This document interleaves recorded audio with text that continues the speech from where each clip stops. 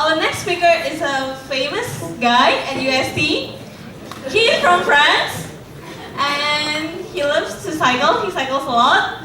And he is very famous and very well known with his nickname as Sea Urchin. So let's welcome our next speaker, Humphrey, the fierce urchin.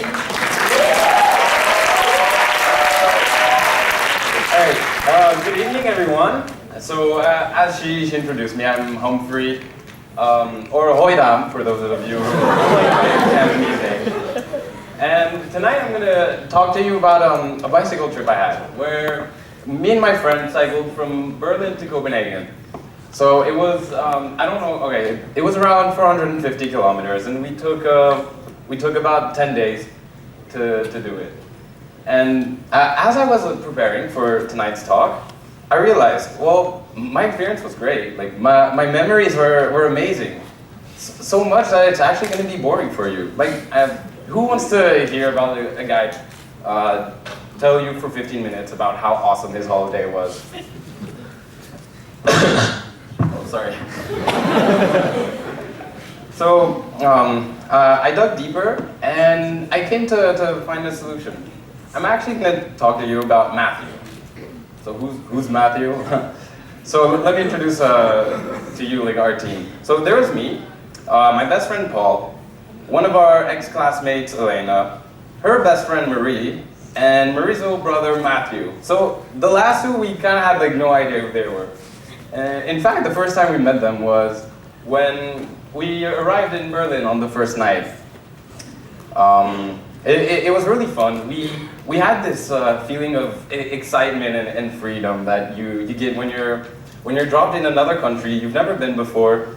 You're not with your parents like staying in a hotel. Like you're actually with your friends, just trying to find a place to stay. And you're starting an adventure. You're starting a journey. So like this feeling of excitement and freedom, just when you give that to teenagers, they're basically gonna like start drinking to celebrate, which is what we did. Except Matthew, well, he kind of got drunk really fast, and he ended up puking all night, everywhere, in the shower, on his sheets. It was a huge mess. But this was a big problem, because we had to wake up at 6 a.m. the next morning to start cycling if we wanted to reach Copenhagen on schedule.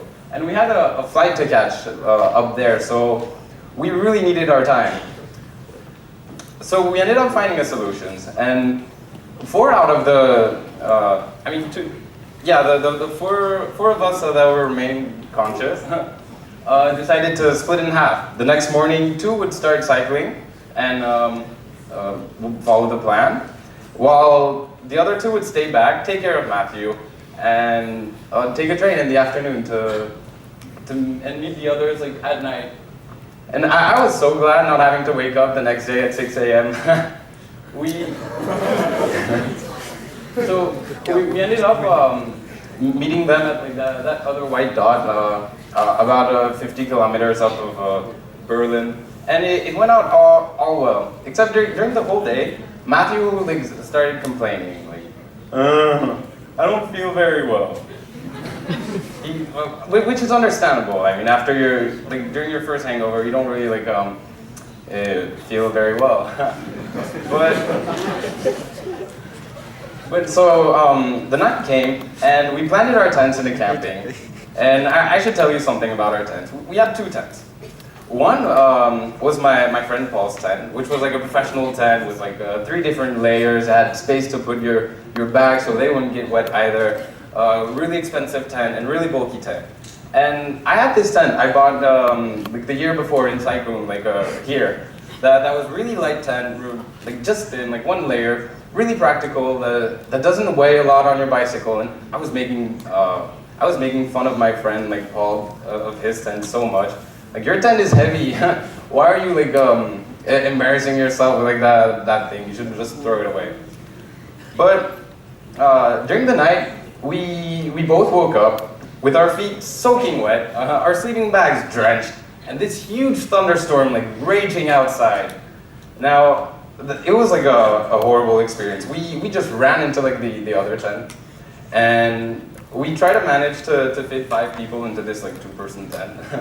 So you can imagine we were kind of like sleeping one on top of the other. It was hectic. And so the next morning we actually started cycling. Matthew was behind again and just complaining. Like, I don't feel very well. I'm tired, I don't sleep well. But like, yeah, we get it. We all don't sleep very well. We were all in the same tent and we know it. Complaining won't change anything.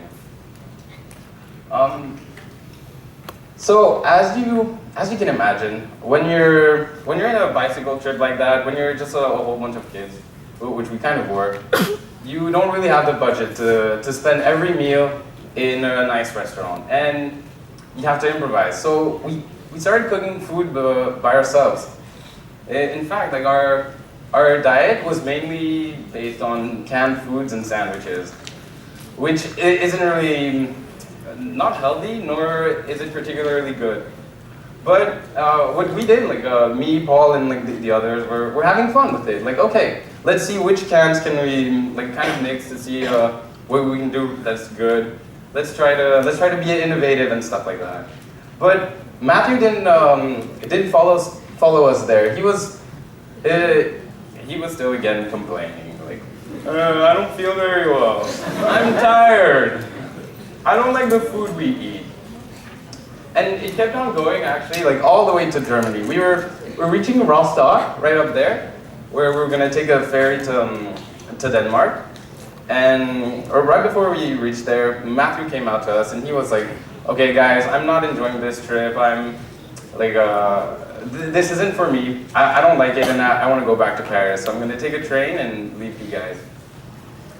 Honestly, yeah, we were mostly happy about that because I mean the guy didn't really fit in. He wasn't having fun. We especially my friends were very tired of him, and yeah. But once we reached Rostock, once we reached the train station, we learned that the train was actually canceled, and my friend Paul was actually probably more upset than poor Matthew was.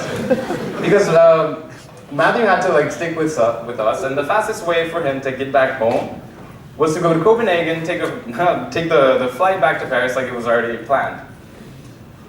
So this was a big disappointment for him, and we had to do something. And actually, when we reached Denmark, everything started becoming better. No offense to Germany, but Denmark was really great. Like, first of all, the bad weather stayed in Germany. It didn't come with us on the ferry. And as soon as we reached land, we ran into an actual restaurant, had a really nice dinner with like French fries and big steak, and it was like hot food, and it wasn't made like in a campfire. So that really actually lifted up our spirits. And on top of that, which was the best news, is that Denmark is filled with a whole bunch of shelters everywhere, spread out all around in the nature. These wooden cabins in which you can fit someone sleeping inside, as well as all your bags and things like that. So even if it was raining, all our stuff would stay dry.